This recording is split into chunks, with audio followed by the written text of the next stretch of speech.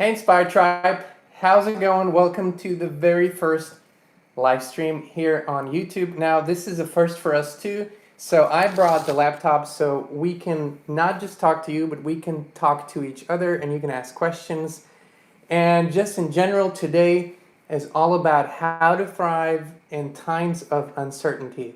And actually, this is going to be amazing. And I hope you are going to walk away from this live stream today feeling extremely empowered. Now, give me a second here. I want to make sure that we can communicate with each other. So, because this is our first live stream, we need to figure stuff out.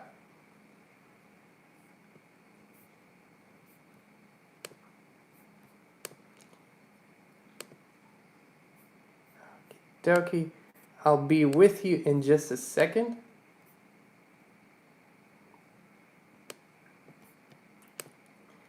Here we go. And now I think I can see you all here as well. So, let me start with this. You are perfect health. And on purpose, I'm not going to mention any specific words today. I'm not going to mention specific things that are being talked about today because we all know what this is about, but we don't want to put our attention there. But let me tell you this. You are perfect health. So your body, your whole beingness, was intended to be in perfect harmony and perfect health. That's the natural state of your body. When something is wrong, whether it's an illness or whether it is an injury or whether you're not feeling well mentally and spiritually, then this is an imbalance that starts with the mind and then spreads into the other systems of your beingness. But it's important to know that the body is meant to be perfect. Your cells are naturally, I'm going to use this word because Abraham Hicks has been using it a while. We love this word. Your cells are naturally calibrated to perfect health and a perfect state of being. And then throughout the life that we live and throughout the things that we do, we disturb this system. It starts with our thoughts. It's always our thoughts that are disturbing it. Our thoughts produce those emotions of fear, produce those emotions of uncertainty, and then we are all of a sudden finding ourselves being out of balance. And if we look at the current world situation, I would like to step out just a little bit out of the normal box of thinking and viewing at things. So if you see what's going on in most of the countries right now, if you see what is being talked about and what is being reported, then it could trigger fear within you. And most people have a state of fear. But what if we look at it in another way? Now, we all have been aligning, we all have been creating, we all have been desiring to create a new state of beingness, not just for ourselves, but for the whole planet. We desire to live in peace and love and harmony and abundance and thrive in health. And all of those amazing desires are now and always unfolding. So if you have ever listened to Dr. Joe Dispenza, then he will tell you, when you start creating a new life, you will first enter a state of discomfort. Why is that? Because it's new, it's unknown, it's change. And that's the discomfort. If we look at the world right now, it's new. This is unprecedented. It has never happened in the way before. But I believe it's actually for our highest good. I believe we have created this period of transition to have a new way of living, a new way of looking at things, a new way of creating together, a new way of co-creating as a planet. And if you look at the fallout right now, which means what's the quote-unquote negative side, it really isn't, if you look at it differently, it isn't negative. Look at how, for the first time in the history, in the known history, all of a sudden, the well-being of us humans comes first. Now, whether this is warranted, whether this is justified, it's a whole different question. Let's not look at that for a moment. Let's just look at what's happening. The people of the world and the people in governments and the people in the countries are coming together. They actually, for the first time, put the human first, not the economy, not the military might, not power per se, but well-being, okay? And what is happening? Families are staying together. People are spending more time with their loved ones. People are caring for each other. So there's a lot of positive already going on. But remember how many times through the past decades we have heard that a huge transition is coming, a huge transformation, a huge ascension is coming, and humanity is ascending. We are raising our vibration. And just because we did not expect this to look the way it looks right now, doesn't mean it isn't the perfect path of least resistance unfolding for all of humanity. And that's what we choose to believe and we choose to see. And I believe that there's so much good happening right now. I believe there's so much good coming from this. I believe we will see new systems. I believe we will see new creations. I believe we will see new solutions. I even believe we will see more peace and more love being displayed in our daily lives. And I also want to jump on this topic of fear for just a little bit and find new meaning, okay? What if fear, instead of looking in the dark side, instead of looking into all the negative, could be shifted into something that we call love for life? What if fear really is love for life, and what kind of different energy does it have? What if we would change the meaning of fear? What if fear could stand for find elevated awareness to rise? Find elevated awareness to rise. How does that feel to you? Let me know. And also, I'd like to know what you guys are feeling and thinking right now. If you are in the comments, perfect. Things are working. I see this the same way. I couldn't agree more. Thank you so much. Now, let us know, what are your questions right now? What do you feel could help you elevate even more in this situation? And also know that this shift of attention has also allowed us to step away from this, the world as a collective. It's so focused on material stuff. It's so focused on the economy. It's so focused on the markets. It's so focused on these external factors.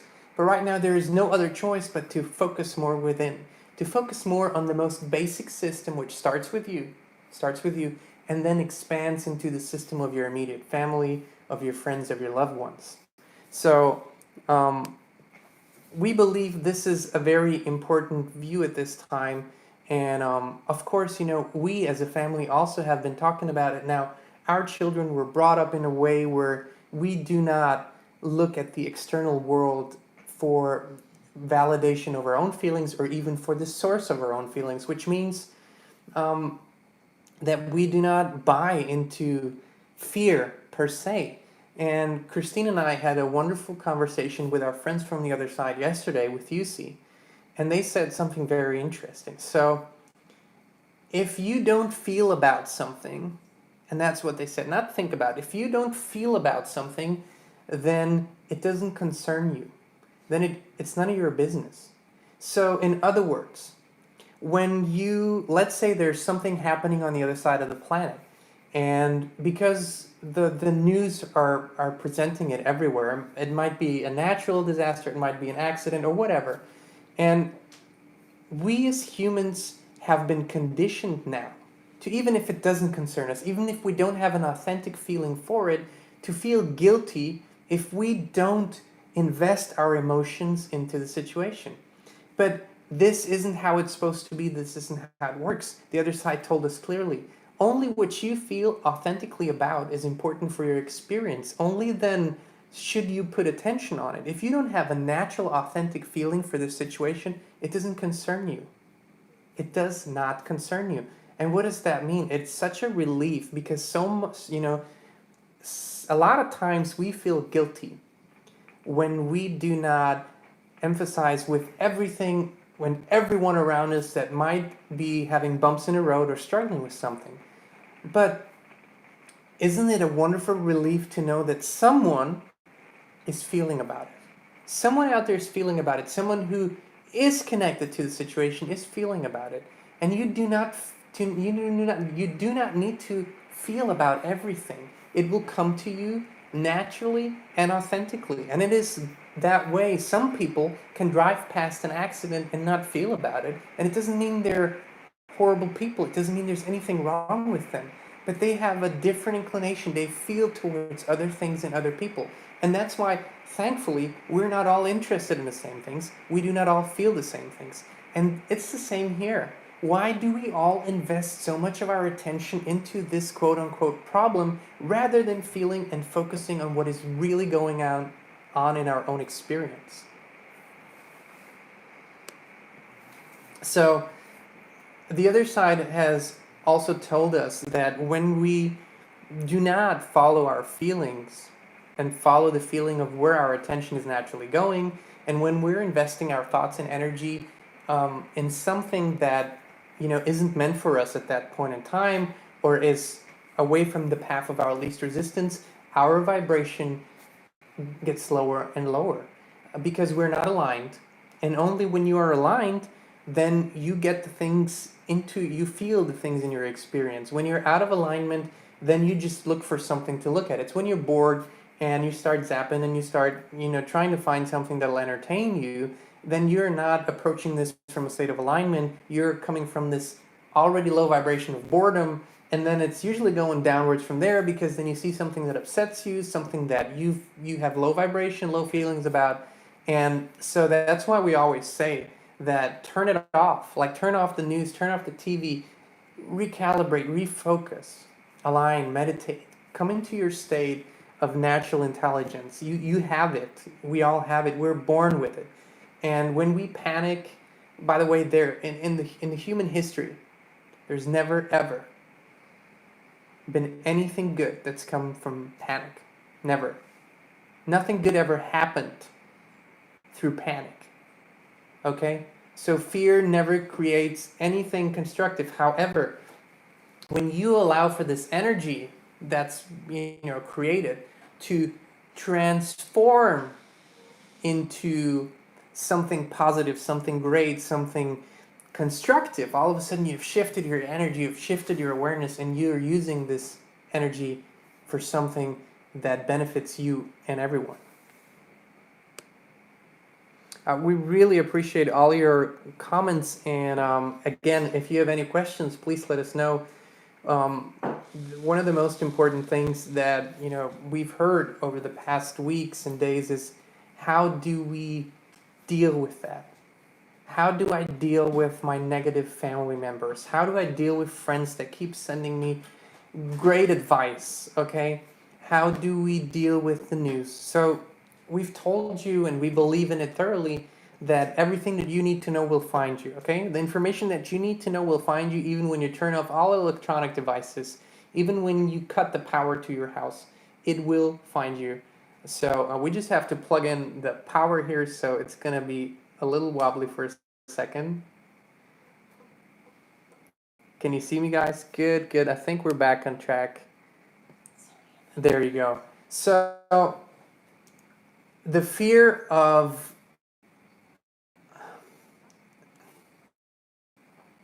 don't worry too much about the information that's reaching you from your friends and family.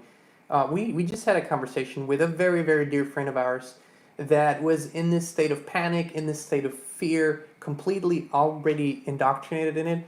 And what we did is simply, we changed the subject, not forcefully, not trying to resist, oppose, even calm down. Because when someone is in a state of panic and they believe what everyone else is screaming, what the news tell them, then when you oppose their view, then you create resistance, it creates more resistance. That's how the law of attraction works. The snowball becomes bigger and bigger and bigger and bigger. But when you ask people about just generally how their day was, or you ask them about something specific, like, a particular interest, a hobby, anything that shifts the conversation, then they will start talking about that.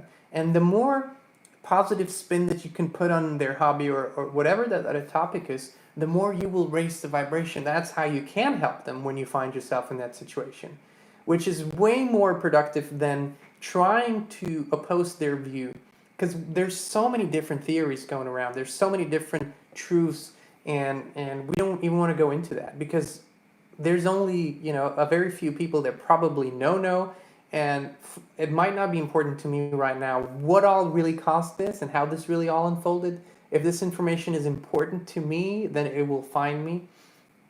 But more important really is the general vibration, mine, the vibration of my family, the vibration of, the people around me, and how can I raise it? First by being in a state of high vibration, and then by spreading love and not resisting, opposing, pushing against. You see, it isn't important. You don't need to be right. Okay? Wayne Dyer used to say this all the time. When I have the choice to be, whether to be right or whether to be kind, I always choose kindness. And there is eternal truth and power in kindness. And you can literally empower with kindness. You can empower people with kindness. When you turn them down, when you try to convince them, then it only creates a situation of, vibrational wobble, and that doesn't work. So that's one important thing. And then the other important thing is, how do you deal with other people panicking around you? We have noticed at grocery stores, people go and buy up all the toilet paper and buy up all of that. Now, put yourself in a state of alignment. Then tell yourself, everything is always working out for me. I'm divinely guided, I'm divinely protected. I always have everything I desire and require. Now put yourself in that vibration. Find those beautiful affirmations. Use them, say them, because then it doesn't matter. You could go into 7 stores, not find any toilet paper. Apparently that's the commodity right now. But if you're in a state of alignment, toilet paper will find you if you need it, okay? Food will find you if you need it. It's always that way. You know it with everything throughout your life. It's always been that way. When you were aligned, everything is always working out for you. Yes or no? Let me know, yes or no. Let me see what you guys are.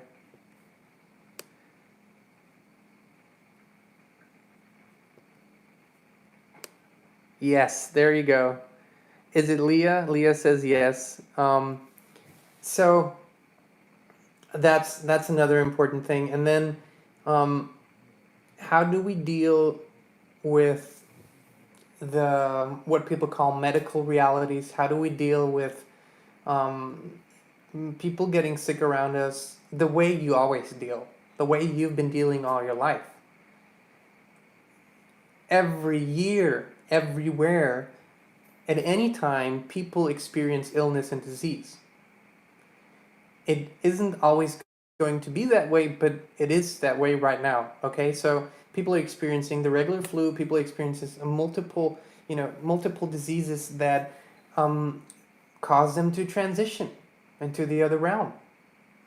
This is such a small, tiny percentage of what's going on every day that we don't understand how this panic can cause people to jump into these states of fear. Because, don't you ever get a temperature?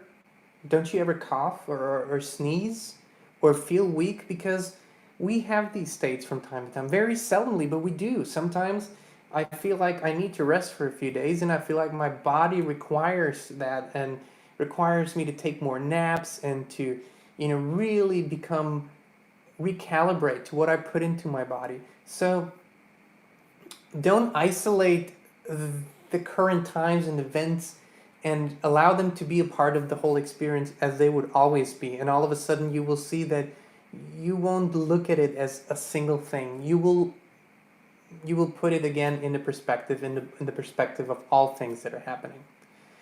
That's really, really important. So I think if you go back and rewatch this, that you will find multiple entry points of calibration for you, multiple entry points for, dealing with this and thriving through it more than anything. And so, yeah, allow and let go. Well, isn't that the answer for everything? Leah just asked, so just allow and let go. Yeah, that is pretty much the answer to everything. But also, when you let go of that resistance, what do you focus on? And maybe before we end this live stream, I want to give you an exercise, something that you can do, especially right now where you have more time on your hands, and to really learn to focus again. Okay, we get distracted so easily.